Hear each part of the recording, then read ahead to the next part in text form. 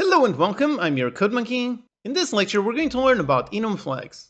This is a special thing you can add to your enums to make them work like bits, which enables you to do bitwise operations on them. Okay, so in the beginner section, we already covered enums. So here's a basic enum that represents various abilities. Now let's say we want to use this to define what abilities our player has. We can easily define a field of this type, and we can say, for example, that the player can jump. Okay, that's it, pretty simple. But now let's say we want the player to be able to both jump and shoot. Like this, we can't actually do it. We can't do something like ability jump plus shoot. That doesn't really work. We can't add it onto here. We can only override it. So inside of this one, we can really only store a single ability. But that's exactly where enum flags come in. First of all, we just add the flags attribute. So up here, an attribute for flags. And this one, by the way, exists inside of system. So we add that attribute, and then over here, we define numeric values to all of these enum values, meaning we use equals and then some kind of number. Now, specifically for this use case, we want to use powers of 2. That's very important. So for example, for none, let's assign it to 0. For jump, let's assign it to 1. For sprint, let's say 2. Shoot, 4. And fly, let's assign it to 8. Now, on the previous lecture on bitwise operators, we already covered binary. That's exactly what we're doing here. In fact, like we mentioned on the previous lecture, over here, instead of using numbers, which can seem a little bit confusing, instead of that, we can just use bit shifting. So you can do 1 bit shifted by 0, and that makes a 1. Then 1 bit shifted by 1, bit shifted by 2, and so on. Yep, just like this. So we mark that as a flag, and we define the values as power of 2. Now with this, we can actually solve our original problem. So we want the player to be able to both jump and shoot. And with this, we can now combine our enum values. So we can make a jump or, and this is the bitwise or, so again, just one pipe, or ability.shoot. And if that's it, if we now do a log on this, so let's do a right line on the player abilities. If there it is, the player can jump and shoot. So here we have the player abilities field. That's just one field, just a single field, but it is actually storing two separate pieces of data.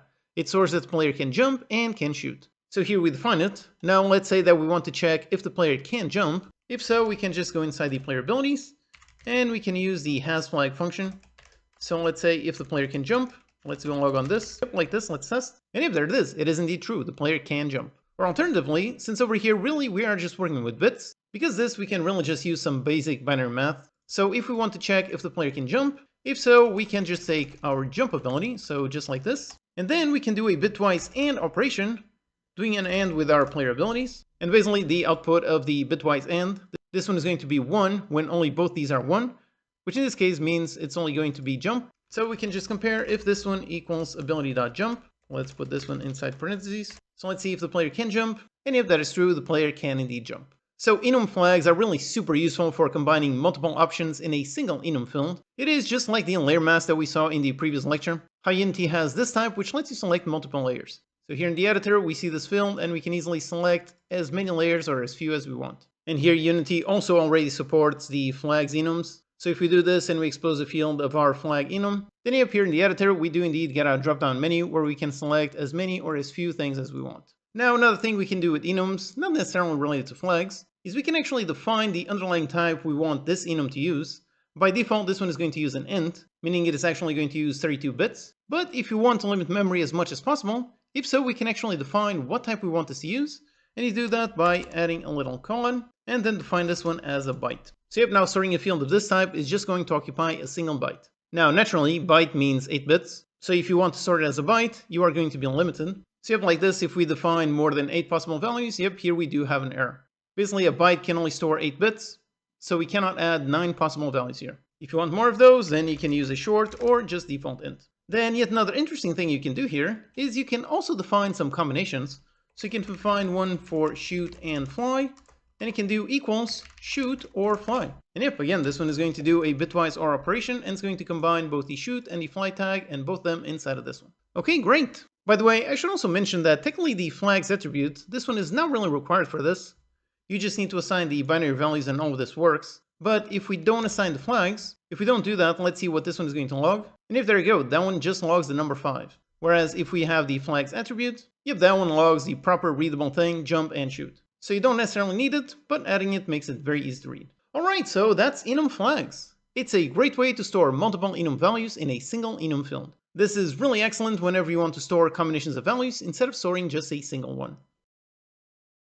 Hello and welcome, I'm your Code Monkey. In this lecture, we're going to learn about preprocessor directives. This is how we can give some instructions to the compiler itself, which are run during compilation time and not during runtime. Okay, so preprocessor directives. With this, we can tell the compiler some things. The simplest thing we can do is just define some symbol. For that, we need to do it at the very top of the file. So over here, we start with a number sign or a hash sign. Then we write define, and now we can define whatever name we want to give to this symbol. So something like testing, and usually as a convention, you write the symbol names in all uppercase. So that's it. This defines a symbol. That's all it takes. It doesn't equal to anything. It's just a symbol.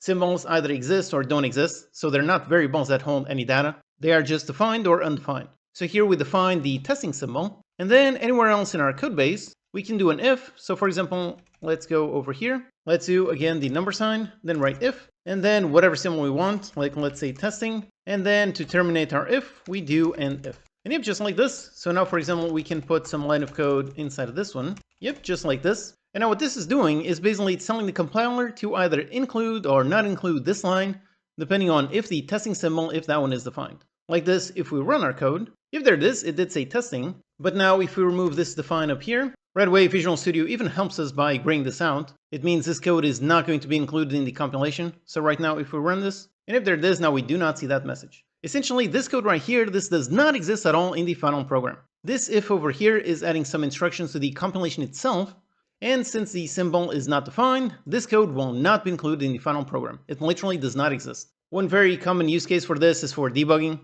So you can add some complex code for supporting debugging, doing all kinds of log messages and so on, but you might not want that code to be using up performance in the final build, so you define a symbol in order to make some kind of debug build, and then you remove that define when you make the final build so that the debug code does not run. That's one of the main ways that preprocessor directives are used. And just like in pretty much any kind of programming, if we have an if, we also have an else. So you can write else and then do whatever we want. So for example, over here, let's say not testing.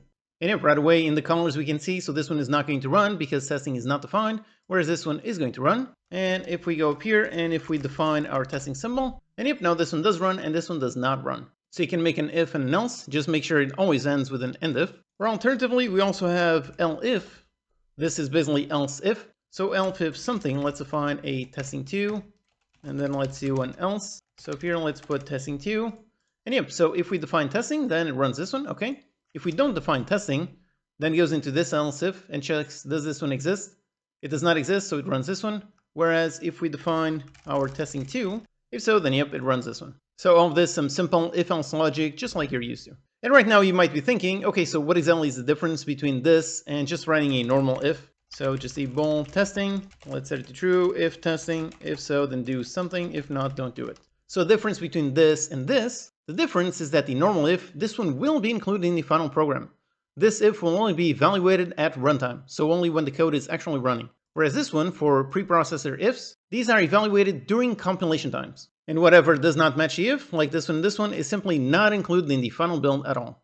So this code literally does not exist at runtime. The compiler evaluates the ifs in order to figure out if something should be included or not. And after the code is compiled, all of this does nothing. All of this is replaced by just the things that are included. So this one is a runtime if, and this one is a compile time if. Another important thing about the define is how it only applies to this one file. So here we have this file, and I created this brand new one. So it's a completely separate file. And over here, let's define the testing and just do our normal testing, just like this. So yep, it does run on this one.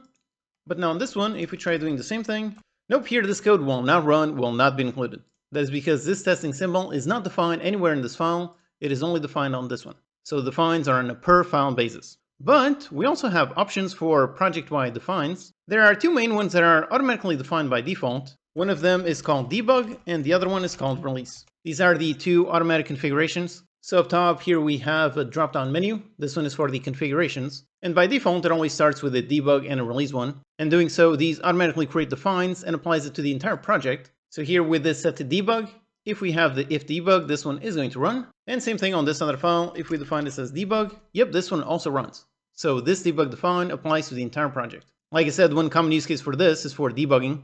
So rather than defining a debug symbol on every single one of your files, instead of that, just use the built-in configuration manager to use this debug, and then when making the final build, you swap it over to release, and doing so, all of this debug code will no longer be included. So setting to release both does that and also creates a new release. So yep, this is a super easy way to enable project-wide defines. And if we go on the configuration manager here we can click on this and we can add some new ones. We can add, for example, testing, and now we don't need to define a testing anywhere, and we can do if testing, and yep, it does work. Then over here, if we just write if and we press space, we see a bunch of auto-completion. So we can see a bunch of defines that are created by default. For example, these over here are related to the .NET version, the .NET Core version, and so on. So with this, you can write some version-dependent code. For example, some code that depends on a specific version, like only works on .NET 6 or greater. So you can do this, run that code, and then have an else.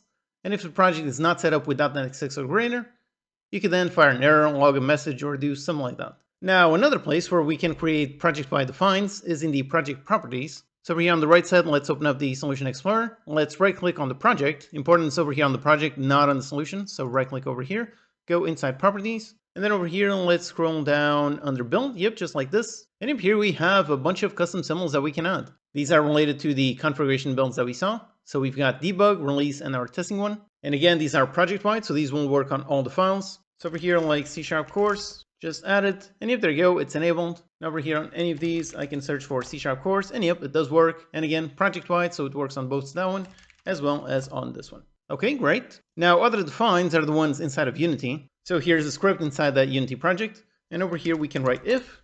And again, we do see a whole ton of defaults. There's a bunch for all kinds of interesting things. And the main ones are really just over here for the versions. So you want to write some code that requires 2018.1 or newer, any of these. You can make it based on build, so it has to be on a standalone Windows build and so on. Or actually one that is really important when making tools is this one for the Unity editor. With this, you can either include or not include some code that is specifically related to the Unity editor. Then in Unity, we can also add project-wide defines. So let's go into Edit and down here onto Project Settings. Then over here, let's go on the Player tab and let's scroll down under Other Settings. Let's keep scrolling down. And if here it is, we've got the script compilation, so the scripting defined symbols. And if it's over here that you can add whatever symbols you want. You can write anything, and again, these will be global defines that apply to every script in your entire Unity project. Okay, so that's defines in if, but there are more preprocessor directives. One that I use every once in a while is one that is called region. You write this, and then optionally you give it some kind of name like functions, and then at the end you write and region. Any of this creates a region, and importantly, over here in Visual Studio, this one creates a collapsible menu. So we can collapse or expand. This can become quite useful in large files for organization. So for example, you could make a region for all of your fields and make end region, then make another region for all of your statics. You could have it like this, and even on a giant file, things will look quite manageable. Another simple one is both warning and error. So we just write error, some error. And if that's it, very simply, this creates an error. So it says some error. And if you look down here on the error list, yep, we have an error. So this is basically a compilation error. We cannot compile like this. And as for when would you use it? Well, you can actually combine this with the if. So for example, let's go with if. So for example, if we are not using .NET 8, if so, then spawn some error. If not, then don't spawn that error. So these can be quite useful for validation on your project. And related to that, we have another one, and that other one is the warning. And this one, really the same thing. So this is a warning. This one is not an error, so it does not stop compilation. It's just a warning. So down here on the error list, if we include warnings, yep, we see this is a warning. And related to that is another very useful one for disabling some warnings. For example, let's say we have some code here and we define some kind of variable, but we never initialize it, we never use it.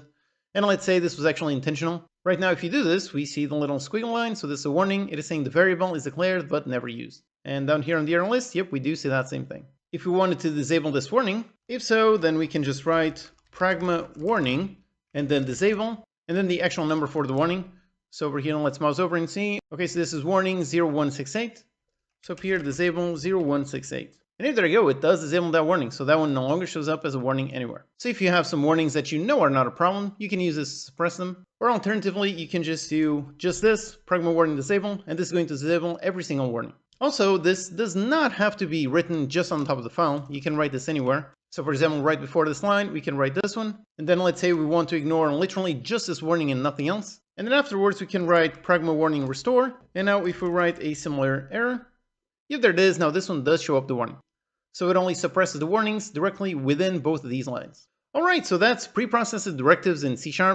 It's how you can give instructions to the compiler itself, which mainly allows you to write conditional logic that will run at compile time instead of at runtime. Hello and welcome, I'm your CodeMonkey.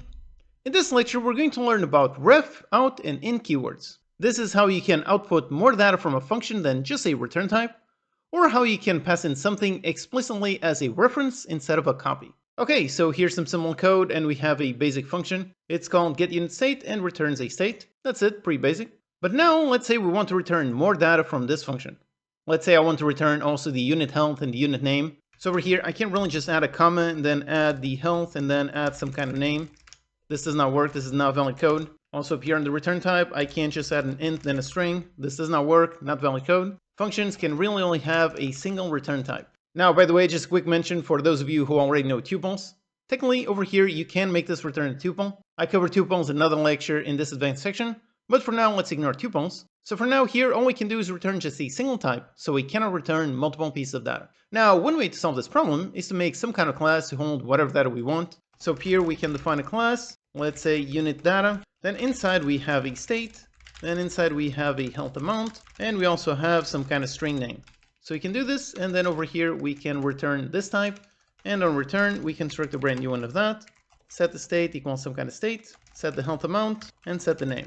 So if this does work, and just like this we are indeed returning multiple pieces of data, all composed inside of one type. So this works, this is a perfectly valid option, but if we don't want to constantly have to define a brand new separate type to do this, if not, then there's actually a simpler method. Over here we can define a parameter for our function, like let's say an int health amount. And unlike this is a normal parameter, so it's an input parameter. However, we can now add the out keyword, and just like this one now turns into an output parameter. Meaning that over here in this function, we can assign this parameter to some data, and we are going to receive that data over here when we are calling the function. So by using over here the out keyword, we are defining this parameter as an output. So just like the return type, that is the standard normal output you have from any function, just like you have that one, using the out keyword is another way of getting some output from a function. So inside of this, before our return, let's set health amount equals something. And if just like this is our function. It has a return type, it returns state, so that's the normal thing. And then we're also using this parameter as an output parameter. Then up here, when calling that function, we just need to include this parameter. However, importantly, this is an output parameter, it is not an input. If it was an input, we would write some kind of number here, that would work, that would be an input, but this is not an input. In the case of an output, we define some kind of variable, like int health amount. By the way, it doesn't have to have the exact same name, you can name it whatever you want. So we define that variable, then over here we pass in that variable, and importantly, we have to write the out keyword. And yep, just like this. So we define the variable, and we didn't give it any value directly to the variable, we just defined it. And then we pass in that variable using the out keyword onto the function, and then the function does whatever it does. Now, by the way, if we were not using an output parameter, so let's make this one an input parameter, so it's just a normal parameter. And if we do it like this, then we have an error here. It says use of unassigned local variable. If we're using a variable as an input, we have to give it some kind of value, we have to initialize it to something. But when it's an output parameter, we can indeed pass in just an uninitialized variable. Yep, like this does work. The reason why this works is because this variable is guaranteed to be set inside this function, so it doesn't need to have any value preset before calling the function. Now here, after calling the function, let's do a console.writeLine. Let's print out what's inside the health amount, and let's see. So again, here we are initializing and not giving it any value, passing it into the function. Then the function is doing some logic, and then afterwards, let's log out and see. And if there it is, it does have the value 56. So we define the variable, we pass it in as an output parameter onto the function, then inside the function that variable was set, and in doing so it actually updated the value outside of it. Now this is actually really interesting. Right now you might be remembering a previous lecture on value versus reference types, and how I said that value types, like int is a value type, when using value types as parameters in a function, these are passed in as a copy and not a reference. So normally, this would actually receive a copy, and modifying this copy would only modify the copy itself and would not actually modify the original data in memory. But that's exactly what the out keyword does. Even though int is a value type, by using the out keyword, instead of passing in a copy of the data to the function, instead it passes in a reference, even though again, the type is actually a value type. So that's how this function can modify the data we passed in, and if we exit outside, we see this variable is actually modifying. Whereas if we remove the out keyword, if we do it just like this, and let's initialize it so it doesn't throw that error. So let's see like this and see if it says 0 or 56. And if like this, it does say 0. Because again, without the out keyword, this one is just being received by this function as a copy. And over here, we are just modifying the copy and not actually modifying the original data. So that's very important. Basically, by adding the out keyword, we are converting this into a reference type. And doing so, anything we do inside this function will affect the actual original data. So the out keyword, this one lets you define parameters as output parameters instead of input parameters, which means, for example, over here for this function, we can actually make it return void. And instead, for returning all the data from this function, Instead, we can just do it all through output parameters. So let's put an out state, out int health amount, and an out string for the name. Then we just need to assign all of those before we exit the function. So state, let's put it on something. And for the name, let's put it on something. And up here, this one no longer returns anything, so none of that. Here we just need to write all of our output parameters. And by the way, here's a quick tip.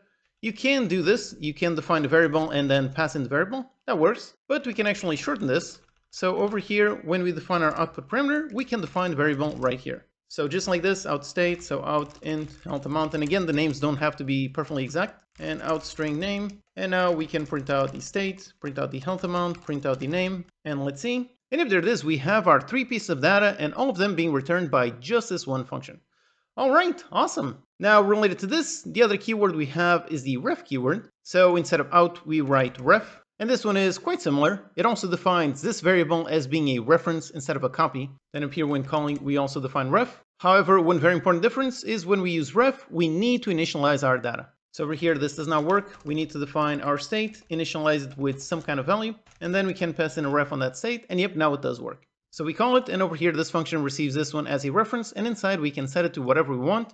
And again, since it's a reference, it's going to modify the actual data. So in terms of behavior, ref and out are quite similar, but they do have some very important differences. Both of them have very specific rules you have to follow. So inside the function, an out parameter like this one, you have to set it before exiting the function. For example, here, if we don't set the health amount, yep, we get an error. It says the out parameter health amount must be assigned before the control leaves the current method.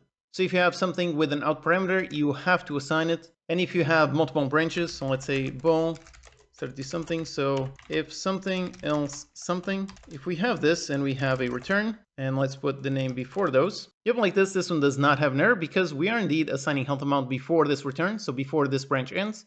But on this one we have an error because we are not assigning it. So if we have multiple branches, multiple places where the function can terminate, if so, we need to assign all of our outputs, assign all of them before exiting the function. So this is why it's called an output parameter. Whenever the code calls this function, it has a guarantee that the output data will be set to something. That's why up here we don't have to initialize this one, but we can use it afterwards assuming it's been initialized. That is because we can indeed make that assumption. We know for a fact that if we pass in an output parameter to a function, this function has to initialize it with something before exiting, so afterwards we can assume this variable has been initialized. Whereas with the ref keyword, this one does not need to be set. So over here, if I remove the state, nope, there is no error, no problem with this. We can receive it as a parameter and either do something with it or do nothing. Or we can also do something in some branches, like for example on this branch, set it to that one, and on that one don't do it. That's perfectly fine. And then up here, when it comes to calling that function, when passing in a state parameter, we have to initialize it. If over here we don't initialize it, then yep, we have this error, use of unassigned local variable. In order to use something as a ref, it has to be initialized before passing into the calling function. Again, the difference between these two is what happens inside this function. For an output, you are forced to assign it to something inside of this one, so you don't have to assign it before. But for a ref, you don't have to do anything inside of this one. You might or might not initialize it, so because of that, up here you have to make sure to initialize it. So these are compiler rules. You have to follow them. If you don't initialize a ref, you get a compiler error. And if you don't assign a value to an output, you also get an error. So you have to always follow these rules. And for these two, the one that I tend to use most is really just the output. The rules for the output parameter are really great. They make it very clear that this one is an output parameter. For example, here we have some Unity code, and I'm sure you've already done many raycasts. And with this, yep, you've already seen an output parameter in action. So the raycast basically sends the raycast over to the physics system. It does whatever it does in order to figure out if this ray hits something. And whatever it hit, all that data will be contained inside of this object. So this is a great example for how you'd normally use out. This function over here returns true or false depending on whether it hits anything. And then based on that, it also returns extra data in this output parameter. Whereas the ref here, this one is used mainly for converting value types into reference types. So for example, let's say we have some heal function. In this one, we want to heal some kind of health amount. So we pass in the health amount and name for the heal amount, how much we want to increase it by. So if we do this and we do, for example, health amount plus equals the heal amount. If you do this, then obviously this is not going to work.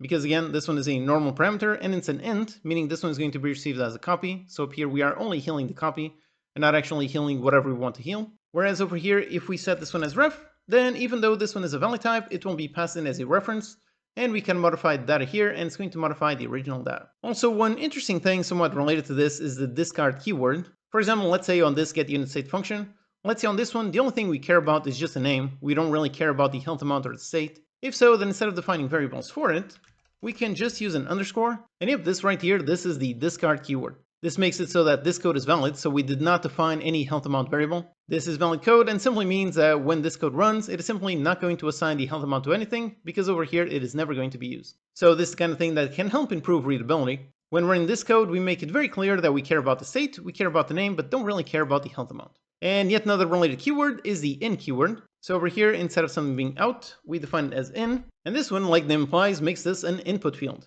So it's kind of similar as to without it. So by default, this one is going to be an input field. But when you add the in keyword, now you are passing it in as a reference. So again, the same thing about value and reference types. And by this being marked as in, meaning input, it means it cannot be modified inside the function. So over here we have this error, cannot assign it because it is a read-only variable.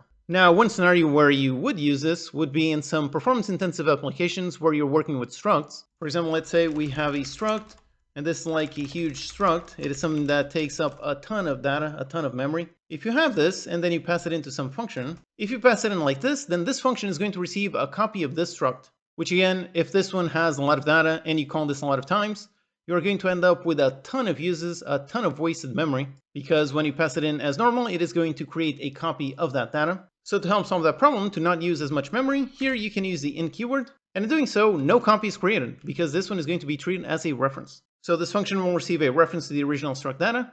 Then inside here, you can access it, you can read whatever you want from it. By being an input, it makes sure that the data cannot be modified, and it makes it so that it does not receive a copy, instead it uses a reference. And if you did want to modify it, then of course, over here you would use a ref, and it worked just fine.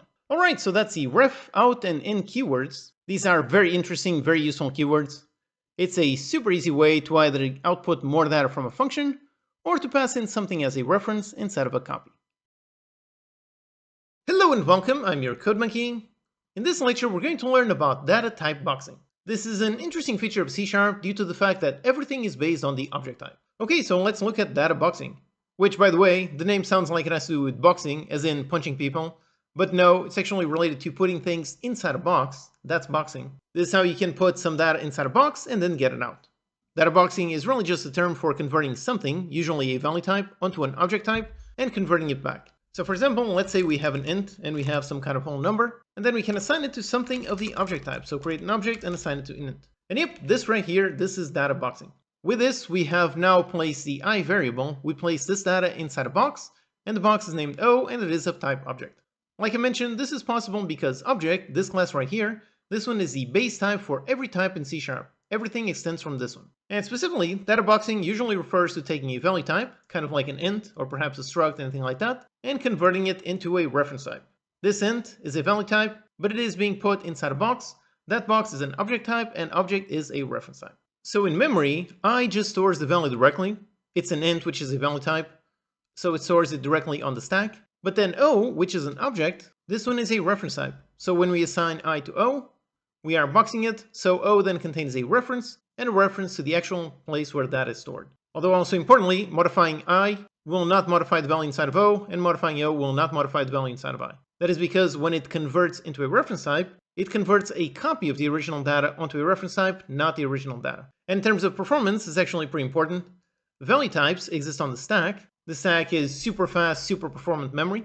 Whereas the object, by having a reference, this one is going to be stored on the heap, which is quite a bit slower. Now, since we can box a value like this, we can also unbox it, meaning get the value out of the object box. And the way we do that is just with a cast. So let's go inside of O and cast it down into an int. And yep, just like this, super simple, it works. Now, of course, if we try casting it to the wrong type, let's say into Boolean, let's put here bool being. Yep, if we do this, we don't get a compiler error. That is because object, this one technically can be castable down to a bool. It just depends on what data is actually inside that object. But if we try this, we're going to see a runtime error, so let's test.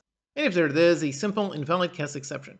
We cannot cast an object of type int32 onto a boolean. So basically, we need to know what data this object is holding. We need to know that so we can use the correct cast. And if you want to protect yourself from errors like this, you can just put all of this inside a try catch and catch for an invalid cast exception. So now as to when you would use boxing, we actually already saw one use case when using events, just like this when using the standard event handler. So this is the C# standard to use this delegate type. And this one, for the signature, we can see it as an object sender and the event args. So basically with this, with the sender being of type object, This means that it can be anything, it can be of any type. Usually when you fire off this event, you fire off whatever class is firing off this event, and then later on in the listener, usually you know what type is going to be fired, so you know which type to cast it to. Or another potential use case is doing something like, for example, a list of object. You can do this, do a brand new list, and then on the list, you can instantiate it with whatever you want. So over here, I can put an int, I can put a boolean, I can put a string, all of this does work. Because again, object is the base class upon which everything is extended from. So if we make a list of object, that list can store literally anything. Although this particular use case is definitely something that you would only very rarely use. Using object and data boxing, that's a really interesting quirk of C#, but in most cases, chances are there's a better way to do things. So in this case, making 3 separate lists for each data type, that would make quite a lot more sense. So while you can technically do this, you should really only do this as the last possible option. Alright, so that's data boxing. It's an interesting quirk of C# due to the fact that everything extends from object. Because that means everything is convertible to and from object. Just make sure you use it sparingly, only when you absolutely need it. Hello and welcome, I'm your CodeMonkey. In this lecture, we're going to learn all about dynamic in C#. This is a really interesting feature of C# that allows us to write code against a type that doesn't actually exist. Okay, so here let's see the dynamic keyword. Now this is a very special, very unique thing. We use it kind of like defining a variable. So we write dynamic, and then we give it some kind of name. Let's say just d. If there it is, with this we have defined the variable d, and it's of type dynamic. Now what dynamic means is we don't actually know what type this is. The type will only be defined at runtime. That's very important. So this is somewhat similar to var. So for example, if we say var v equals something, if we do this, we also don't specifically define a type. However, var, this one is being evaluated at compile time. So when the code is compiling this line, it looks at what comes after it and infers the type. So when it comes to runtime, var doesn't actually exist. When it comes to runtime, var is replaced by an int. Whereas over here with dynamic, at compile time, we still don't know what type this is. We're only going to know at runtime when this code actually executes. So that also means that within this type, we can do anything we want. For example, let's say this type is a new object, something like this. And then over here, we can call whatever we want. So we can call some kind of test function. And if there's no error, we can access some kind of field and do something. And if no error, that is because, again, right now we have no idea if this is right or wrong. Maybe when this code actually runs, maybe the object that is inside of this one, maybe that object does have a test function, or maybe it doesn't. For example, in this case, it will not work. Here we construct a brand new object of type object, and the object type does not have anything called a test function. So if we try running this, and if there it is, we have an error, a runtime binary exception. It is saying object, the type object, does not contain a definition for test. So you can write whatever you want after this, you can write whatever function name, field, property, whatever, and you won't get any compile time errors, but during runtime it will check, and if it does find some function or some property with that name, then it runs it. If not, then it throws that error. This is the really important thing about dynamic. It is how it only runs at runtime and not at compile time. During compilation, it assumes that whatever you did with this dynamic object, whatever you did is correct, it is what you wanted to do. Only in runtime does it actually try doing something, and if it can't, then it throws an error. So in order to see a positive result, for example, every object always has a toString function. So if we run this, if there you go, the program runs, no errors, everything is fine, because again, toString does exist within the object. But we only saw that during runtime. So now with this, you might be wondering, where exactly is this useful? It does seem a little bit strange. I mean, right here, if this is what we want to do, then naturally, instead of making this dynamic, we would make it object. And that way we can't write something like this, we get a compiler error. So if you want to do this, and obviously using dynamic doesn't make any sense. If you know the object type, then just use the object type. However, where this is particularly useful is when dealing with something like JSON data from a web server. The data schema might change over time, so you might not be able to define the exact type over here. For example, here we have some simple JSON. So it's just an object, inside it has an assets, and this asset is actually an array. And within the array, it has 3 separate objects. Those objects have a type field, a name field, and a path field. So let's say, for example, we receive this JSON from some web server. Like for example, maybe some modding site, and this is the data that we need in order to install our mod in our game. Here with the JSON, now the first thing we do is convert it into a dynamic object. And one simple way to do that is with the Newtonsoft JSON library. That's the most popular, very capable JSON library. In order to install it, let's go over here on the Solution Explorer. Let's right-click on the project itself. So not on the solution, right-click on the project. And then down here, let's go into Manage NuGet Packages. And up top, just go into the Browse tab and then search for JSON. And there it is, the main one, Newtonsoft.json with 5 billion downloads. So yep, let's go ahead and install this one. And then with that package installed, over here we can use the class JObject, which exists inside of this namespace, Newtonsoft.json.link. We can use this and we can call the parse function. This one takes a JSON string and returns an object. So let's parse our JSON and let's put this inside a dynamic object. So dynamic, let's call it JSON dynamic. And yep, just like this. And now here we can do whatever we want inside of this object. So for example, we can go inside of this one, we can access the assets. And again, note how we have no auto-completion because once again, dynamic does not know what type this is going to be. So let's make sure to write it properly. So assets, and assets is going to be an array. So let's access the first element on that array. And then let's just access the type. So it should be this one, it should say texture.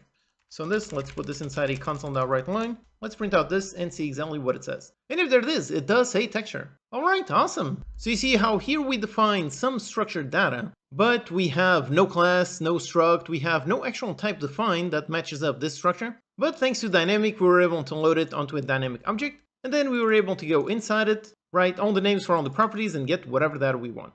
So it works perfectly fine for accessing something, but if we access something that does not exist, let's say for example, that we go on assets instead of assets, let's call it asset, which does not exist. Yep, of course, we get the same error. So if we want to test if a dynamic object has a certain function or property, for that we have two methods. So one option is using reflection. So we can go through JSON dynamic, we can call getType.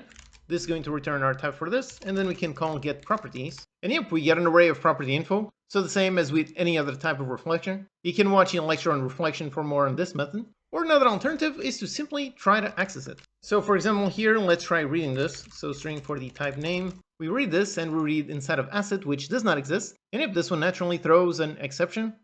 So this is how we can test it. We can put this inside a try catch. And let's catch for that one. Catch for a runtime binder exception. And if it happens, then that property does not exist. So you can do this to go one by one throughout your dynamic type in order to figure out what exists inside of there. Then dynamic can also be a return type of a function. So here, let's do something and return dynamic, some kind of test function. And then here we can return whatever we want. So we can return an int, we can return a boolean, we can return a float. All this does work. Or we can even actually return an anonymous type. Yep, this is perfectly valid code. By the way, I cover anonymous types in another lecture. And then up here, we can simply call test and grab whatever returns from there. Inside that one, we can access, for example, the name. Let's do console.writeLine. And if there it is, and it does work perfectly. Now, before we end this lecture, let me also give you just one quick tip that is somewhat related. It's related to JSON here. Like I said, the goal with dynamic is that you don't know exactly what the schema is. If you don't know that, then use dynamic. But if you do know, so if you know your JSON is always going to have this format, if so, then you should create an actual class with all of this data. But doing that by hand is actually quite tricky. You would have to write some kind of class, call it JSON data. Then you would also have to define another class for something like asset single. Then on this one, you define a string for the type, the name, and so on. So you can write it manually one by one, which when you have some complex JSON, that can actually be quite laborious. Or alternatively, Visual Studio actually has a super simple, super helpful answer. You just copy your JSON, the JSON that you receive from whatever web server, whatever you have, just copy it onto the clipboard. And then up top, go into edit. Then let's go into paste special and paste JSON as classes. And if there you go, it automatically creates this. So it creates our single asset that has a string name, path, and so on. And if these were Boolean or a whole number, then it would change the type here. It would not make it all string. And then for our root object, so that's the main object, just has an array of assets. So you have just a quick tip when dealing with JSON. If you don't know the data schema, then use dynamic. But if you do know it, then use that in order to get the actual type and then work with it with the actual type. All right, so that's dynamic. It's a really interesting feature of C# for working with types where you don't really know what the type is until runtime. This is super useful when contacting something like a web server and getting data without knowing the schema beforehand. Hi there, so quick intermission. Are you enjoying the course? Are you learning quite a lot? I really hope so. I hope you're paying attention. I hope you're taking it slow and really learning everything. Also remember to pause at the end of each lecture and dive deeper into each topic. I made sure to include the titles for all the frequently asked questions, all the quizzes, and the interactive exercises. Those only show up at the end of each lecture, so you can use that to guide yourself. Or you can pick up the premium version of the course to get all that info in the really nice companion project. So if you can't afford it, you can use that page to dive deeper into each topic. But if you can't afford it, the companion project makes it really easy to keep on learning. Alright, so let's keep going. Hello and welcome, I'm your CodeMonkey. In this lecture, we're going to learn how to create a custom class indexer. This is how you can access some data in your classes using an index, kind of like an array or a list. Okay, so here let's learn and build a custom indexer. Here we have a very simple player stats class. This one just stores various stats. Then up here we are just constructing it, super simple. And now let's say we want to access these player stats kind of like an array. So I want to access, for example, player stats, access it like this on index 0, and I want this to give me the strength amount. If we try doing it like this, then we have an error. It is telling us we cannot apply indexing with these square brackets. We cannot apply that to this type, the player stats. So let's build it. Now the way we do it is actually like a normal property. So let's go over here. First for our property, let's make it public. Then we can make it return anything. In this case, let's make it return int. And now here's the important part. Instead of having a name kind of like any other property, instead of that, we have to name it with the this keyword. We do that, and then we add these square brackets. So basically, this property is what is going to happen when we try to access this specific type using square brackets. Then inside these square brackets, we put our indexer. And for the indexer, we can use whatever type we want. Let's go with int just for simplicity, and then name like index. Yep, like this. Okay, so this is our definition. And now, just like with any other property, we can define a get and a set. So let's do a get. So get, open and close the curly braces. And then for the get, we just need to return something. So in this case, depending on the index, we want to return a different field. So let's do a super simple switch, do a switch on the index. And in case we receive 0, let's return the strength. In case we receive 1, let's return dex. And in case we receive 2, let's return wisdom. And in case we receive anything else, so on default, let's just throw a new index out of range exception. Okay, yep, just like this, we no longer have any compile errors. So we define it kind of like a property with the special keyword this. Then we put our indexer. Inside we define the get, and we do whatever logic we want. So now here, yep, this one no longer has any error, so this one is now perfectly valid. So let's try doing a print on this. So console, let's write line, let's write our strength, and it should say 12, so let's see. And you're correct, it does say 12. So by this, we are accessing our custom player stats type, we are accessing it with a custom indexer, and everything works great. Alright, awesome. So this is working, and just like with any property, we can make this read-only, meaning only define a get. Or if we want, we can make it read and write by also implementing a set. So let's do the exact same thing. So a set, just like any other property. Let's do a switch on our index. And in case we are on index 0, then let's set the strength amount equals the value that this one receives. And same thing for all the other ones. So case 1, case 2, and then the same default.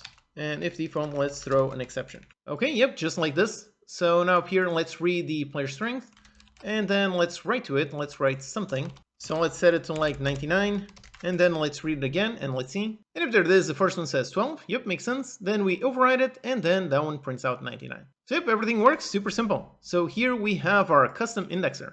So we have a custom type, and we define this logic so we can access it using simple square brackets, and then we can run whatever logic we want to get whatever values we want. As you can see, it's really simple to build, and it lets us use our custom type kind of like it was a list or an array. However, down here, the index, this one doesn't have to be an int. You can use whatever you want. So for example, we can actually use the stat enum. So let's find a stat for a stat. Then up here, same thing, just do a different switch. And doing case on stat.strength, do something, and so on. Yep, just like this, everything works perfectly fine. We just refactored and made this one receive a stat instead of an int. So now we go up here, and instead of using an int, which, by the way, the reason why this isn't throwing an error is because every enum is automatically convertible into an int. But over here, we want to use a proper player stat. So let's use it. Let's say we're working with strength. Let's print that one out. And on this one, same thing, print the strength and print the strength. Okay, let's see. And if same thing, it does work. So over here, we can see how the indexer, the type over here can be whatever you want it to be. And yet another thing this also supports is multiple indexers. So we can add, for example, an enum and then an int for some kind of index. And if this works, this is perfectly valid code, then you can use both of these in any logic you want inside of any of these. So for example, this could be really useful if you're accessing some multidimensional data to receive an index for the X and Y. Alright, so that's how you make a custom class indexer. With this, you can make your custom classes much more usable in various scenarios by making it really easy to read or write some data, just as if it were a list or an array. Hello and welcome, I'm your CodeMonkey. In this lecture, we're going to learn about attributes. This is how you can add some extra information, some metadata to your code. Then you can read that metadata and do whatever you want with it. Okay, so let's learn about attributes. Now you probably already know exactly what are attributes. If you're a Unity dev, then you've certainly already seen the one that is called serialized field. Here I'm running this code just on the C# console, so that's why it's throwing an error. This is a Unity specific thing. But anyways, usually you use this one, then use some kind of private field. So like a float for a move speed, something like this. And by using this attribute, it means that this field over here, this one will be shown in the inspector, even though it is marked as private. So basically this attribute over here, this one is adding extra metadata to something, in this case to a field. And then the Unity inspector is running different logic depending on whether this attribute exists or not. So that's really what attributes are. They add extra metadata, and then you can do something based on that metadata. And attributes can also be applied to pretty much anything, so we can apply it over here into some kind of field. Then we can also apply it to a function, to a class, and so on. There's a bunch of built-in attributes. Like for example, one of them is serializable. This makes it so that this type becomes serializable. Then if you want, you can mark some methods as obsolete. If you do and you mouse over an object, it says that it is deprecated. Then you can also use DLL import to import some external libraries and a bunch more. But beyond the default attributes, you can also create your own, and doing so is quite simple. Let's say we want to define an attribute to mark a bunch of classes as being of a certain type. So we want to mark classes themselves as being like a unit, an object, and so on. We want that to be part of the class metadata as opposed to storing some kind of enum field. So the way you construct a brand new attribute is, first of all, you define a class. So let's make a new class. Then you give it a name. In this case, we want to mark certain classes as being of a certain object type. So let's call this is object type. And then for attributes, you append the word attribute, so attribute. So is object type attribute. Okay, great. This is our class, and then we just need to make it extend system.attribute. Yep, so this one is now marked as an attribute. Then inside we can define a constructor. So is object type, we have the constructor. Inside, if we want, we can make it parameterless, or we can actually receive some data. In this case, let's say we want this attribute to receive the object type. So up here, let's also define enum for some kind of object type. Then we have like unit, like object, prop, and so on. And over here, let's receive a field for our object type, just like this. And then we simply store it. So up here, a private for that one, like that. And on the constructor, we just set it, this one equals this. Yep, that's it. Here is our very simple attribute. And like we saw, attributes can be applied to almost anything, but you can also limit that to certain specific use cases. The way we do that is by adding an attribute to the attribute itself. So over here, let's add one. Let's add the one that is called attribute usage, this one right here. And if this one takes a parameter, we can see that it is valid on, and we can see we have all kinds of possible options. So we can make this attribute valid just on assemblies, modules, classes, structs, just on constructors, on any kind of method, fields, and so on. So you can really define where your attribute should be applied to. And also note on the values for all of these. So that one has a value of 1, that one has a value of 4, 32, 4096, 16, and so on. Note how they are all power of 2. So if you've seen the previous lecture on bitwise operators and bitmask, then you already know, yep, this is a bitmask.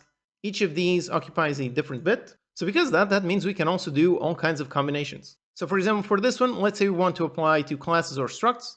So we can do class, and then we can do the bitwise OR. Again, important, it is not a Boolean OR. Nope, just one pipe, just a bitwise OR. So let's make it apply to classes or structs, meaning it works on either of those. And yep, that's really it. Now to apply to something, for example, let's make some kind of player class. So class, some kind of player. The player is meant to be a unit. So we can apply our attribute. We can use is object type. Note how we don't include the attribute, so just the name is object type. And then since we added the constructor, over here let's put object type, and let's say this one is a unit. And yep, that is it. Although if we try adding this to, for example, over here to a function, if so, then we get this error. It is telling us this attribute is not valid on this declaration type. It is only valid on class or structs. So yep, just like this, we define a brand new attribute and we attach it to our custom class. So now the next step is for doing something with it. And the way that we run some logic and check for attributes is actually with reflection. Now I've already covered reflection in detail in a dedicated lecture. For example, for up here, let's try doing that. So let's do type of in order to get the type of our player class. Then from that one, we can call the function. We can get all of the custom attributes. So get custom attributes. And we can either get all of them, or we can look for a specific type. In this case, let's look for just of our custom one. So type of for the is object type attribute. So let's look for that one. And for inheritance, doesn't really matter. So let's put it on false. Yep. So now this one over here, like it says, it is going to return an array of object. The reason why it's an array of objects is because it's going to return potentially multiple attribute types. So they have different types. So up here, an object array for the attribute object array. And now you can cycle through this array and test if it is of that type. Now in this case, we already know it is going to have one of this type. So we can just grab the one on index 0 just for testing. Let's cast it onto our type. So is object type attribute. So we have our is object type attribute. And then with this object, we can grab whatever data we included inside of our attribute. So let's do a console.writeLine. Let's write line going to that one, and let's expose something to get the object type. So public object type, get the object type, and just return the object type. Okay, like this. And up here, let's call that one. And let's see, we are looking for the data inside the attribute on the player class. So this one should return unit. Let's see. And if there is, the player class does indeed have an attribute, and that attribute does indeed have data for unit. Okay, awesome. Alright, so those are attributes. It is really just metadata that you can apply to a class or a function or literally anything. It is really just metadata, just extra information. So it's really up to you to define what that data means. Using this, you can do all kinds of analysis or build some helpful tools. Do anything that does any processing or any analysis on any of your types. Hello and welcome, I'm your CodeMonkey. In this lecture, we're going to learn about anonymous types. This allows you to essentially create a completely brand new custom type on the fly without having to first declare it. Okay, so here let's learn about anonymous types. Let's say, for example, we want to define some kind of type that will hold a string for a name and an int for an ID. And one way to achieve that is obviously by defining a normal type.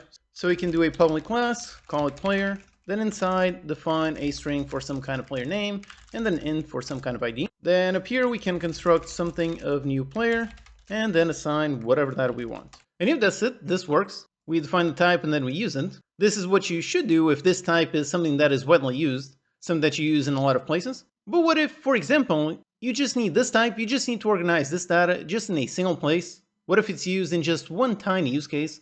What if you really just want to organize some data? If so, then for something super quick is instead of defining a normal type like this one, instead of that, you can just use an anonymous type. So let's not define this. And instead, for defining an anonymous type, first we write the keyword new, and then we don't write any type name, nothing like that, nope. Instead, we just open the curly braces right away, so just like a normal object initializer. And now here we can define whatever properties we want with whatever data we want. So for example, let's say name equals CodeMonkey, and ID equals 1. And yep, just like this, here we have our perfectly valid anonymous type. Then we can assign it to something. We can assign it to some kind of variable. But since this type has no name, we can't really write a name for the type. We can't write int or something like that. We can't write a type name because no type name exists. What we can do is simply use var. So var and then the name, let's say player data equals this. And yep, here we have our type. And if we mouse over player data, we can see, yep, here Visual Studio is telling us that this is an anonymous type. And inside it, we have a string for name and an int for an ID. We can also do a log on this and see. So console, let's write line. And if there it is, name CodeMonkey, ID equals 1. So here we have constructed our anonymous type with our data. Then we can also access it, so we can go inside player data. And over here, yep, we can see autocomplete already shows us everything inside of this type. So it has the default functions that every single type in C# has. So get type hashcode equals into string. All C# objects, all C# types have these functions. And then it has the two specific properties that we just defined, name and ID. Now also, one very important thing about anonymous types is they are read-only. They are immutable types, meaning that we can read data, so we can access the name, we can print this, we can read it, but we cannot modify it. If we try modifying, nope, we have an error. It is telling us that the property name cannot be assigned to, it is read-only. We have this error because this is a property and it's a property with just a get defined. Also importantly, they are properties, they are not fields. That is why I named them in this way, using Pascal case instead of camel case. That is because anonymous types, the data that they store it inside properties and not fields. So anonymous types are really meant for read-only use cases. Like for example, you just want to organize some data in some nice structure. And if your goal is just organization, then you probably do want read-only, so this is perfect. If you want something with read and write access, then you should probably define a normal type, or a tuple, which is something somewhat related that we're going to cover in the next lecture. So essentially, anonymous types, those are all based on inference during compile time. You already know how var, this is a compile time feature. During compilation, the compiler looks at the variable. It looks at what var is being assigned to and use that to set the type. So if we do var I equals some number, if we do this, then when the compiler goes to define the type for I, it looks and sees what is being assigned to it. In this case, it's a whole number, so it defines I as being an int. And it's really the exact same thing over here for the anonymous types. The compiler infers the type for each of these properties based on the value assigned to them. So that's why this one is an int, this one is a string. And then the compiler constructs a brand new entire type just to store this data. So literally the compiler in the background is storing something like what we had previously. So something like a class, player data, with a public string name. And this one is a property with just a get no set, and a public string ID with again also just a get no set. So when we do this, the compiler is auto-generating a type just like this one. And then it assigns that type, that instance of that type, assigns it over here to the player data. Now we can actually see the type for this. We can go inside player data and call the get type. Again, the standard function that every single type has. Let's do a console.writeLine on this one to see. And if there it is, we can see this one is of type, anonymous type. And inside has two parameters. It has a string and an int. So this is the type. It's an actual type. It's a normal type, just like any class, any struct. but it's simply auto-generated during compilation. Now this is quite different to what we covered in a previous lecture, the one on dynamic. When you make something dynamic, this one is all based on runtime data, meaning during compilation it does not run any checks, it does not create any types, meaning it does not validate any data at compile time. So over here we can access name, which does exist, but we can also access something that does not exist. Again, because dynamic is only handled at runtime, whereas var and anonymous types, this is handled during compile time. And if so, over here we have validation and we know, okay, this type does not have anything called test. So if you ever get confused about anonymous types, do remember this part. It helps a lot in understanding how they work. If you look at it from the point of view of the compiler looks at this data and uses that data to infer and create types. So for the data inside the anonymous type, this can be anything you want, as long as the compiler can infer the type. So for example, you cannot define here something as null. This does not work, this is an error. It is an error because null can be anything, it can be pretty much any type. So just like this compiler has no idea what type to make this name, but we can, for example, define a class, a normal class, and then up here do something like this. And yep, now this does work. Another thing we can do is put anonymous types inside other anonymous types. So over here, let's define a type, let's call it message, and we do a new anonymous type, and just say something like message. Yep, so here we have our nice anonymous type, and then inside player data, we can also add that. So we can add message equals our message anonymous type. And then through this one, we can access message, and inside we have the actual message. Also, instead of writing message equals message, if you're defining a new anonymous type with something that is already stored in a variable, you can just write that variable. And doing this, it will essentially name this property with the exact same name as this variable. So if we go inside player data, we can see, yep, we do have a message there. So when using other data to create data inside our anonymous type, we can just pass in the variable that stores that data and we don't have to give a specific name. Then, like I said, anonymous types are read-only, meaning you cannot create and modify it. So over here, player data, set the name equals something. Nope, this does not work, this has an error. But what we can do is use a with expression. We can use that to create a new type based on another one. So for example, we can construct a new player data. Okay, great. And then we construct a new one. So var player data 2. And for this one, we can base it on the original player data based on that one. And then we write the keyword with, and then we can open and close the curly braces and modify some data. So let's say name equals Ironman. And yep, just like this. So basically this is going to start with the data inside of player data, and then applies an override to the name. So here, if we do a console.write line on both these, so on player data 1 and player data 2, if there it is, so the first one is CodeMonkey idea 1 with message, and the second one has the same ID, the same message, but a different name. However, importantly, we did not modify the original anonymous type. We did not modify that one. That one is still read-only. We simply construct a brand new one based on a previous one. So here we can define an anonymous type with really whatever data we want. And then we can also define an array of anonymous types. So to create a new array, we do new, and then again, it's an anonymous array, so we don't define any type. Instead, just open and close the square brackets, then open and close the curly braces to initialize our array. And now here we can define our anonymous types. So let's do one. Let's say something like name equals something. Yep, just like this. And again, we can assign this to a player data array, just like this. And yep, here we have an array of anonymous types, and it has 4 elements, 4 with all of this data. Now, one very important thing is the anonymous types here, they have to have the exact same format, the exact same properties. If we add a different property, let's say an ID to just one of these, if we do, then this one does throw an error. So it has to have the exact same properties. And it's also important that they are in the exact same order. So if we have the exact same ones but are in a different order like this, nope, we still have an error. Again, that's because of what I mentioned, how the compiler is creating an actual type based on this data. And if we have one with a different format, then it needs a brand new type, and the compiler does not let us create an array using multiple different types. By the way, actually there's one exception to that. If we make this an object array, if so, then yep, now this one does work. Object is the base class for every C# object, every C# type. So if you make an object array, you can indeed store literally anything in there. I covered something like this in the lecture on data boxing. By doing this, we can store multiple object types, and we can see there are multiple object types if we, for example, put the cursor on it. And here Visual Studio automatically highlights the exact same properties on the exact same type. And note how these 3 are highlighted, but this one is not. That is because this one is a completely separate type from these 3. So when making arrays of anonymous types, do make sure they all have the exact same structure in the exact same order. So just like this. Now, one use case where anonymous types are very useful is when doing LINQ queries. I already covered LINQ in detail in a previous lecture. Essentially, LINQ is a way to do operations on collections of data, similar to how you do queries on a database. So here, for example, we have our player data array. Now let's say we just want to get the players just on the red team. So for that, we can do some simple link to get that query. So let's go inside the player data array.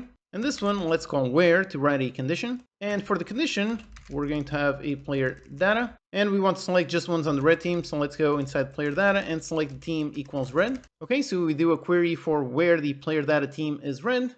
And then let's just call select in order to select some elements. We're going to get the player data. And it's over here that we can construct a brand new anonymous type. Let's say that after getting the red team players, we just want to keep the name. We no longer care about the team. So here we can construct a brand new anonymous type. And you set the name equals the player data.name. Or again, the same thing that we saw previously, literally just put it player data.name. And yep, this constructs the anonymous type. And over here, just make sure this one is a lambda expression. Okay, so yep, so just like this, we can put the resulting thing inside of our, let's call it the red team array. And then we can cycle through it. So let's go for each var red team in the red team array. Let's do a console.writeLine, go inside the red team and just grab the name. Okay, let's see. And if there it is, CodeMonkey and Black Widow, which are indeed red team and red team. So yep, here we are cycling through some data, and for the selection, we are constructing a brand new anonymous type that holds just the data that we want. Importantly is how this code is actually quite readable, and we were able to do this without having to construct a brand new different type just to store the player name. If we had created a brand new type just for this one use case, if so, that would clutter our project, since this new type would only really be used here just in this one function. So with this anonymous type, it works perfectly for this use case without adding any clutter to our project. Now, like I said the words on this use case, anonymous types are excellent, so you should definitely use them where they make sense, but you shouldn't use anonymous types for literally everything. The rules they have actually make it perfectly clear how they are meant to be used. So first, remember how they are read-only. So you are only meant to use them as a way to organize some data temporarily, not something like long-term storage. They also cannot have any functions or events, just read-only properties. Then, since they are meant for small temporary use cases, you cannot store the anonymous type in a field, you cannot pass it on to a separate function. Although I should say, technically you can actually do that. If we make here a public static void test, and up here for the parameters, we receive something of type object. And again, object is literally anything, any type extends from object, so we can call test, pass in the player data, and this does compile. But again, this one really completely defeats the purpose, because right now we have no concept of what that is inside this object. So technically you can do this, but you definitely shouldn't. All the rules of the anonymous types, they are there for a reason. If you ever find yourself running into the limits of all those rules, then that's probably a sign that you should be using a normal type instead. Anonymous types are absolutely excellent for exactly what they're meant for. Small, simple data structures for organization. That's it. For pretty much anything else, just define a normal type. Now, one feature of C# that is quite similar to anonymous types are tuples. They also allow you to create types with no previous definition. They also allow you to organize and structure some data. We're actually going to learn about tuples in the next lecture, as well as a rough guide for when to use tuples and when to use anonymous types, and what exactly are the differences between them. Alright, so here we learned about anonymous types. This is how you can easily organize some data in a proper structure without having to first define a normal type. This can be faster and more readable. And the specific rules that you must follow, those ensure you only use anonymous types in the way they're actually meant to be used. Hello and welcome, I'm your CodeMonkey. In this lecture we're going to learn about tuples. This is how you can basically create brand new types to organize some data without having to normally define it. Okay, so let's learn about tuples. And here in this lecture, I'm actually assuming you've seen the previous lecture on anonymous types. Those two are somewhat related, they solve similar problems, but they also have their differences. I'm going to cover those differences as we go through this lecture, and also a general conclusion of which one you should choose at the end of this lecture. So, just like anonymous types, tuples let us create a type with no name without having to previously define it. And to define a tuple, we have multiple ways. The simplest one is to use var, so let's use var, call it mytuple, and then we do an equals, and then we open our parentheses, and inside we put our data.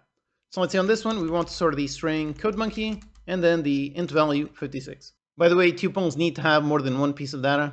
Otherwise, this one is really just a normal field. So this is just a string, and this is a tuple. Okay, so here we have our tuple. And right away, we can actually do a log on this and see what this creates. And if there it is, that's our tuple with CodeMonkey and 56. So we construct a brand new type, and that brand new type now holds these two pieces of data.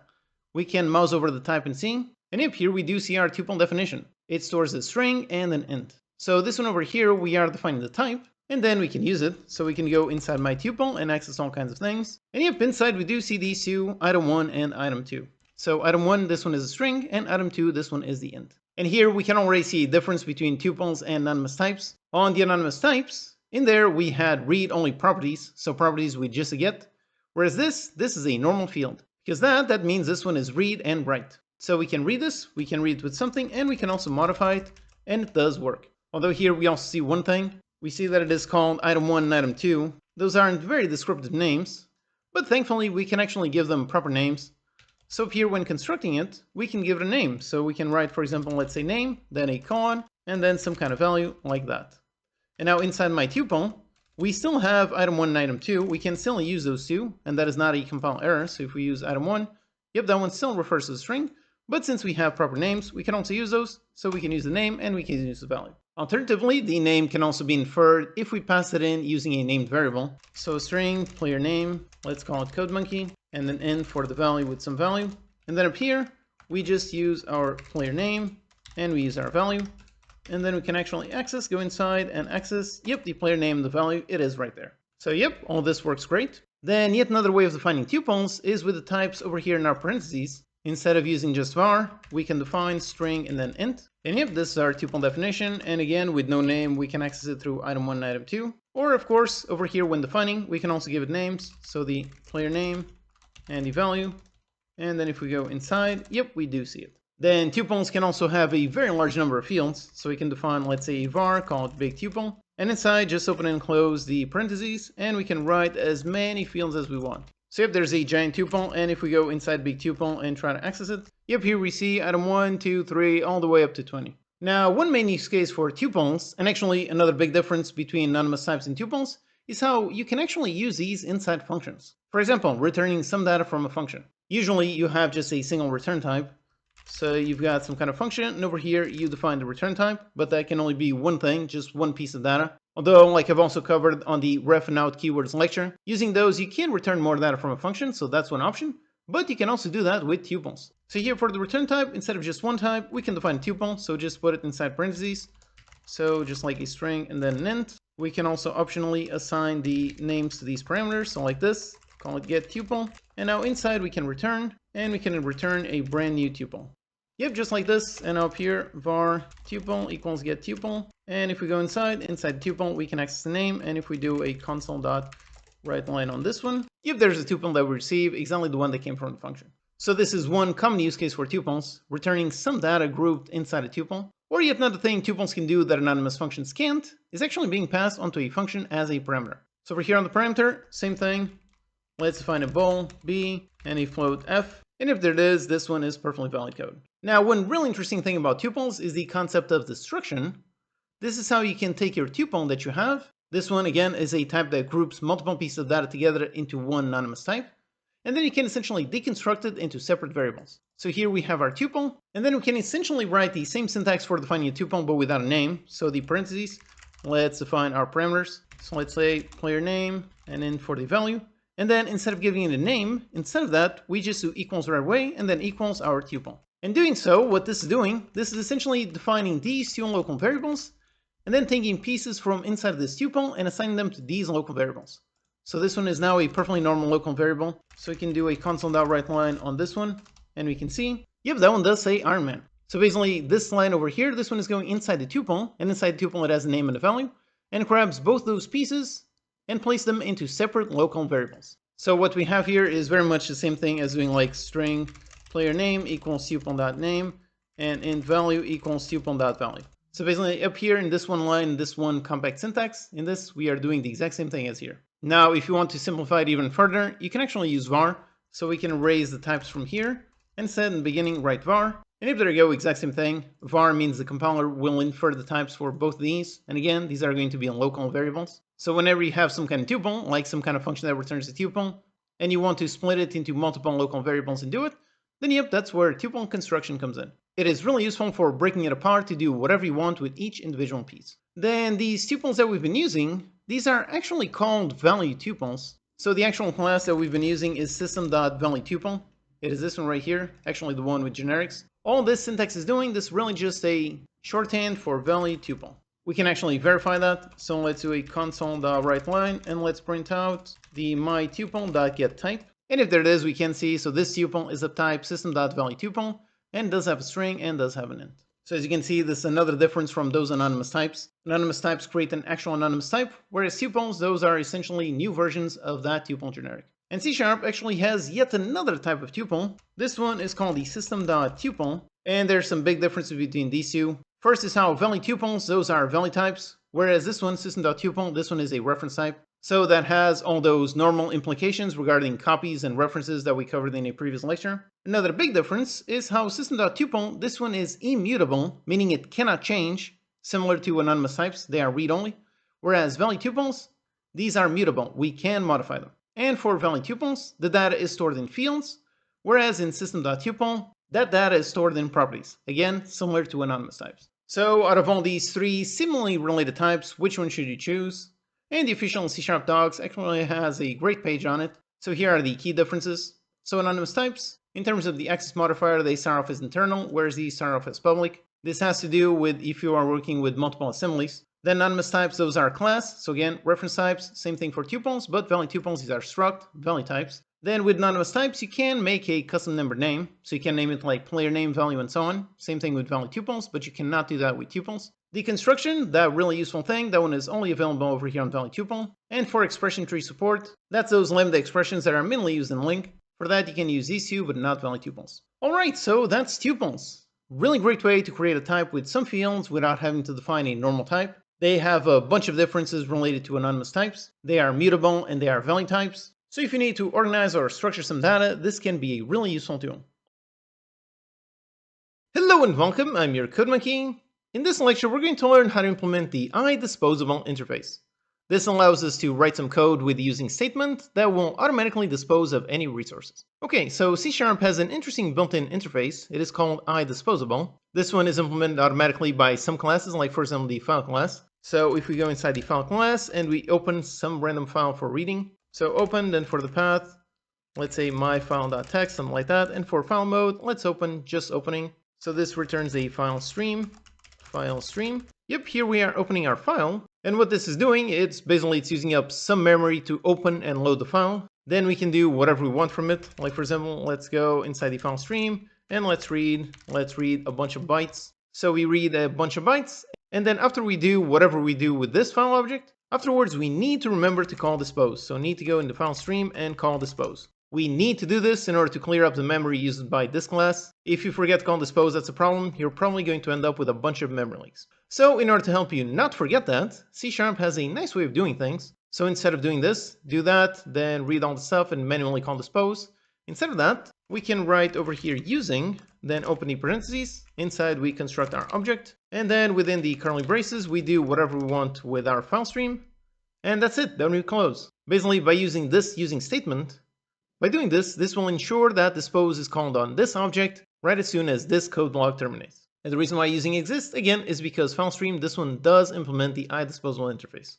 So this can be really useful for any class that requires any kind of cleanup. It can be memory or really just resetting some kind of state. And if you want your own custom types to also support this format, if so, then all you need to do is just implement the iDisposable interface.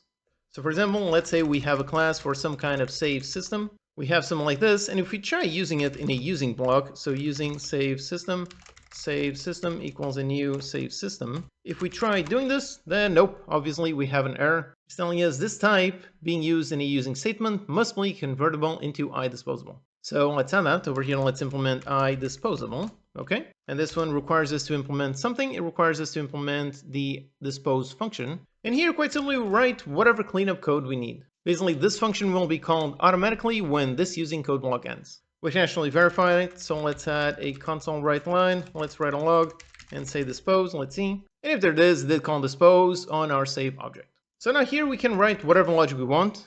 Like, for example, on the save system class, perhaps on the constructor, so public save system, perhaps on this one, we would create some kind of file for opening. So we've got a private for a file stream. We would have this, then over here on this one, we construct a brand new one. So we do a new file.open. Let's open some kind of save file. So you could do this, open it, then we would have, I don't know, maybe some kind of function to save some data. So save player data. You would save some kind of player data, do something on the file stream, then do another one for like save object data and so on. So you could do that, and all these functions would write to this file stream. But you need to make sure to close it in order to properly save this file. And for doing that, we could run it over here on dispose, just call the dispose inside of this one. So yep, now this simple save system class, this one is very well made and very safe from any kind of memory leaks. So up here, all we would need to do is just call save player data, save object data, and everything works perfect. Yep, just like this. By the way, one extra thing, which is over here, this is post function. This one is running some cleanup code. But if you forget to call this function, if you forget to put it in a using statement or manually call it, if so, there is one fallback you can use. You can use the class destructor. I covered that in the intermediate lecture on classes. Basically, to define the destructor is kind of like the constructor, except you start just with a tilde, then the name, so save system. And basically, this code over here is going to run whenever this object is deallocated, whenever it is garbage collected. So here, to make sure that everything works, just manually call dispose. And yeah, that's really it. Super simple. Implement the interface, implement the function, and doing so, your class can now be used inside the using statement. Alright, so that's iDisposable. That's how you can use the using code block in your own custom types. It's a great way to make sure your custom types support any kind of cleanup logic. Hello and welcome, I'm your CodeMonkey. In this lecture, we're going to learn how to write custom override operators. These allow us to customize logic on doing various operations with our custom type. It allows us to support addition, subtraction, equals, and a bunch more. Okay, so here's some code. I've got a public class, resource amount. It stores a resource type and an int for the amount. Pretty simple. And up here, let's say I want to add one resource amount onto another one. So let's first make two. So resource amount, call it resource amount 1, and let's construct a brand new one. Let's say for the resource type, this one has wood, and for the amount, this one has something like 5. Okay, then let's make another one. So let's make resource amount 2. This one has wood, but has 12. Now what I want to do is actually add both of them. So define another resource amount for the resource amount total, and make resource amount 1 plus resource amount 2. So basically I want the final result to have 12 plus 5 of wood. Except, nope, we cannot do this by default. If we mouse over, we can see we do have an error. So the operator plus, so for doing an addition, cannot be applied to things between resource amount and resource amount. So that is because our custom type, resource amount, this one does not support doing addition. But we can make it supported. So the way we do it is over here on the class. We define new function. Let's make it public. Then for this one, it needs to be static. For the return type, let's return the exact same type, so also resource amount. And then we use the operator keyword. And then for the name of the function, in this case, the name is going to be the operation. So we want to do some addition, so let's use a plus sign. Yep, like this. And then we have our two elements as parameters. So we're going to have a resource amount for resource amount A, and another resource amount for resource amount B. And yep, this is the syntax. Now in here, we just do whatever custom logic we want. In this case, we want to add both amounts. So let's just return a new object, a new resource amount. And for the resource type, let's just grab the one from inside of A. And then for the amount, let's grab resource amount A.amount plus resource amount B.amount. And yep, that's it. And just like this, up here, our error is now gone. So let's do a log and verify that it does work. So a console.writeLine. Let's print out the resource amount total. Okay, let's see. And if there it is, the math is correct. So we've got wood, we've got 17 wood, so 5 plus 12, that is indeed 17. All right, awesome. So this is how you can support math operations in your custom types. And here, of course, you can write whatever logic you want. Like, for example, we can write some validation. So we can test, for example, if the resource type is the same. So grab the resource type, this one, and check if it is different from the one on B. So if these are different resource types, then over here, perhaps we don't just add them together. So perhaps we just return either A or B. So that's one valid option. Or perhaps we simply return null. That's also a valid option. Or perhaps we simply throw a new exception. This also works. Again, it's up to you to define whatever custom logic you want to do with all the operations of your custom type. And since we can implement a plus operation, as you might imagine, we can implement all the other ones. So we can implement this addition, we can do subtraction, we can do multiplication, and we can do division. All of them works exactly the same. So it's a public static function. It returns the exact same type. It has the operator keyword and then has the symbol for the thing and then has an A and a B. So this syntax up here, that one covers all of the math operations. But then we also have equals. For example, up here, let's put the amount both exactly the same. So both are 5 wood. And now let's do a console.writeLine. Let's print out resource amount 1 equals resource amount 2. If we test this, if there it is, this one shows up as false. And the reason why it's false is because it's really comparing two references. These are two brand new objects, so they are completely separate references. So that is why this equals is returning false. But we can also override this. We can do it if, for example, we want to compare the data inside of it instead of comparing references. So we want to compare if the resource type matches and the amount matches. If so, this one should return true. So let's do that. Let's override over here the equals operator. And that works very much exactly the same thing. So let's make public static. And since this one is an equals, we're going to return a boolean, then operator, double equals. And we've got the A and B. So resource amount A and another resource amount for resource amount B. And now again, here we do whatever logic we want. So in this case, let's compare just the data inside the object. So let's return, go inside resource amount A and make sure that the type matches. So resource amount B dot type. If these two match, and resource amount A dot amount equals resource amount B dot amount. If both those matches, then this one does match. Now here we can still see that we have an error. And this is telling us that the operator, if we override the equals, we also have to override the not equals. So let's do that as well. And the syntax is pretty much exactly the same. And for the symbol is the not equals. And for this one, it's actually quite simple. We can literally just use the equals and invert it. So we can do return resource amount A equals resource amount B. So this right here is going to run this logic. And if we want the not equals, let's just simply invert it. So put inside parentheses and do a not. And yep, that's it. So with this done, now up here, if we have this one, now it should be comparing the amounts inside of it, comparing the actual data inside the object instead of comparing just the references. So this should now return true. Let's see. And if that is correct, it does return true. Okay, great. So this is working, although over here we also see a little squiggle line. So we have a warning here. It is telling us that we did override the equal sign, but we did not override the object.equals function or the object.getHashCode function. If we override these two, we should also override those. Now, this is technically not a requirement. As you can see, this is not an error. It's really just if you override one type of equality, you should really override all of it. So let's do that one. And here we can use Visual Studio to help us implement these. So over here, click on this little icon. Let's override the object.equals. And yep, it creates this one. And let's put the cursor there and override also the object.getHashCode. Okay, we have these two, so now let's implement them. And by default here, it already writes some pretty nice code. So first it does a reference equals, meaning it is testing specifically for references between this and the object that it is equating against. If they are the exact same reference, meaning it's the exact same object, let's just return true. Or if the object, if that one is null, that means we are comparing something against null, so let's make sure to return false. And then down here we can write our own custom equals logic. In this case, we probably first want to test for the type. So let's test if the object, if that one type is of type resource amount. If so, then it is the same type. And then we can just use this one equals that we override. So here we can just return this object equals, so we're going to use this operator, equals, then object. We just need to cast this onto a resource amount. And yep, just like this. So if the object that we're comparing against is the same type, if so, we're going to run our equals logic.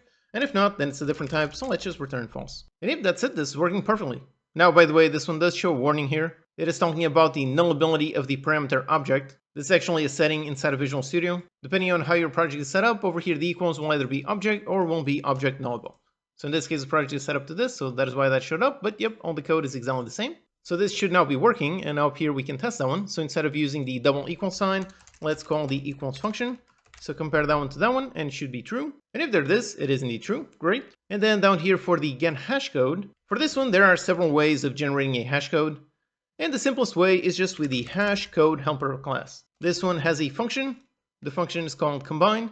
That basically combines a bunch of values and generates an entire hash out of all of them. So over here, let's use this. Let's combine both the resource type and the resource amount. So yep, combine those and just return. So this way, if we have the exact same resource type and the exact same amount, we should get the exact same hash code. So up here, let's do that same thing. So let's call get hash code on resource amount 1, then a space, then resource amount 2. Let's also get the hash code of this one. And even though these are two separate objects, because the data is exactly the same, these should match. And if there it is, that number is exactly the same.